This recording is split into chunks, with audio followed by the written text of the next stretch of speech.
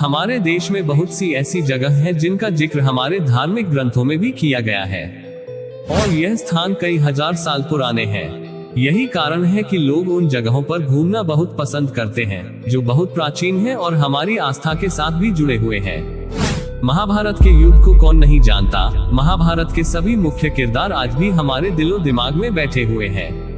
महाभारत का युद्ध कुरुक्षेत्र में हुआ था, ये बात तो सभी जानते हैं, मगर बहुत से लोग ऐसे भी हैं जो कुरुक्षेत्र से ज्यादा दूरी होने की वजह से वहां पर नहीं जा पाते हैं। और कुरुक्षेत्र में कौन सी जगह क्यों प्रसिद्ध है, इसकी भी जानकारी उन्हें नहीं है। अगर आप कुरुक्षेत्र जाने की प्लानिंग कर रहे हैं तो ये ब्लॉग आपके लिए बहुत फायदेमंद हो सकता है। स्टेशन से ब्रह्मसरोवर। आप जैसे ही कुरुक्षेत्र रेलवे स्टेशन के बाहर निकलेंगे तो आपको ये रेलवे स्टेशन किसी राजमहल से कम नहीं लगेगा। आप स्टेशन की डेकोरेशन देखकर ही अनुमान लगा लेंगे कि जरूर इस शहर में कोई ना कोई खास बात है। स्टेशन के बाहर कई ऑटो वाले खड़े होते हैं। आप चाहे तो ऑटो स्पेशल रिजर्व कराकर भी जा सकते हैं या सवारी के हिसाब से भी सफर कर सकते हैं। ब्रह्मसरोवर जाने का किराया प्रति सवारी मात्र 20 रुपये है। स्टेशन से ब्रह्मसरोवर की दूरी 3.5 किलोमीटर की है। ब्रह्मसरोवर की ओर जाते हुए छठी पातशाही गुरुद्वारा, सन्निहित सरोवर, पैनारोमा एवं विज्ञान केंद्र, श्री कृष्ण संग्रहालय इसी मार्ग में मिलेंगे। लेकिन आज इस ब्लॉग में हम आपको रूबरू करवाएंगे कुरुक्षेत्र के प्रसिद्ध ब्रह्म सरोवर से।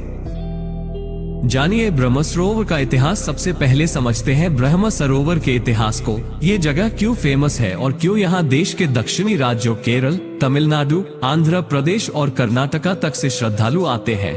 जिन लोगों की धर्म में अटूट आस्था है वो साल भर यहाँ बड़े श्रद्धा भाव से आते हैं। बाकी बहुत से लोग विशेष अवसरों पर जैसे सोमवती अमावस्या, सूर्य ग्रहण पर यहाँ आते हैं। दरअसल ब्रह्म सरोवर का संबंध सृष्टिकर्ता ब्रह्मा से माना गया है। भगवान विष्णु के अवतार भगवान परशुराम का इस सरोवर से विशेष संबंध रहा है। पौराणिक अध्ययनों के अनुसार इस सरोवर की सर्वप्रथम खुदाई राजा कुरु ने करवाई थी। इन्हीं के नाम पर इस स्थान का नाम कुरुक्षेत्र पड़ा।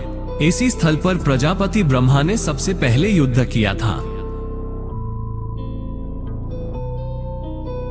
द्रौपदी कूप। सूर्य ग्रहण के अवसर पर ब्रह्म सरोवर में लाखों की संख्या में श्रद्धालु स्नान कर पुण्य अर्जित करते हैं।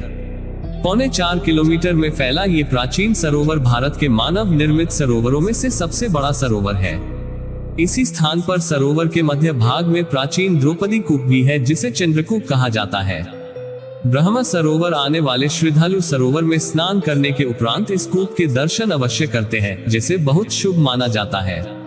इस सरोवर की विशालता को देखते हुए अकबर के कवि अबुल फजल ने इसे लघु समुद्र की संज्ञा दी थी। इस सरोवर में स्नान करना हजारों अश्वमेध यज्ञ करने के बराबर माना जाता है। महाभारत का युद्ध जीतने के बाद युधिष्ठिर ने इसके मध्य भाग में विजय स्तंभ निर्माण करवाया। महाभारत में भी ब्रह्म सरोवर का जिक्र है कि महाभारत युद्ध के अंतिम दिन युद्ध में हार जाने के बाद दुर्योधन इसी सरोवर में आकर छुप गया था। आपको ब्रह्म सरोवर के मुख्य द्वार के सामने बाहर की और कई तरह की दुकानें दिखाई देंगी, जहां आपको हर तरह के सजावट और वुडन क्राफ्ट का सामान मिल जाएगा।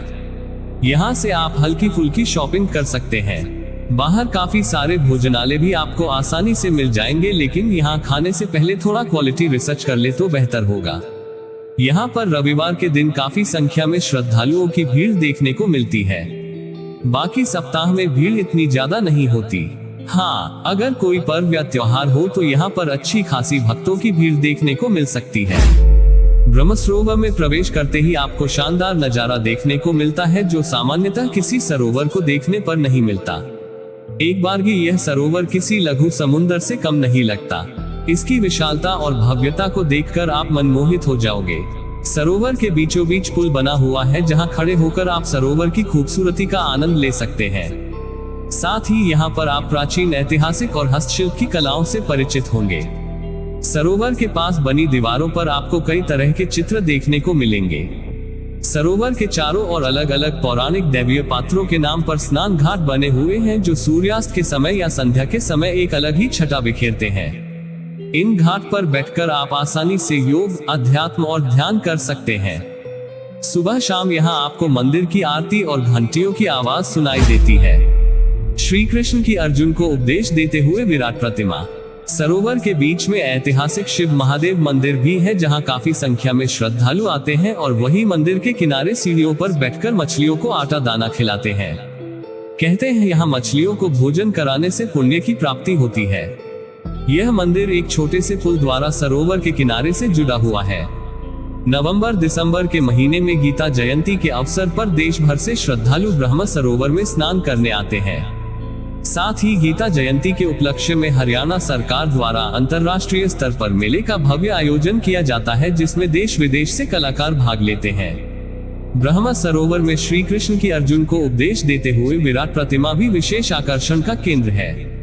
अगर आप श्रद्धा और आस्था के अलावा परिवार या दोस्तों के साथ क्वालिटी टाइम बिताना चाहते हैं तो भी यह बेस्ट डेस्टिनेशन है। अगर आप इस सरोवर को पूरा और अच्छे से घूमना चाहते हैं तो उसके लिए आपको थोड़े अधिक समय की जरूरत पड़ेगी। साथ ही यहाँ काफी पैदल भी चलना पड़ेगा, इसलिए मानसिक रूप से तैयार होकर ही यहाँ आए। कैसे जाएं? Kurukshetra railway station Delhi Ambala railway line पर स्थित है। कुरुक्षेत्र देश के सभी बड़े और महत्वपूर्ण शहरों से अच्छी तरह से जुड़ा हुआ है। कुरुक्षेत्र राष्ट्रीय राजमार्ग संख्या 1 से जुड़ा है। हाईवे पर स्थित पिपली से लगभग 6 किलोमीटर की दूरी पर।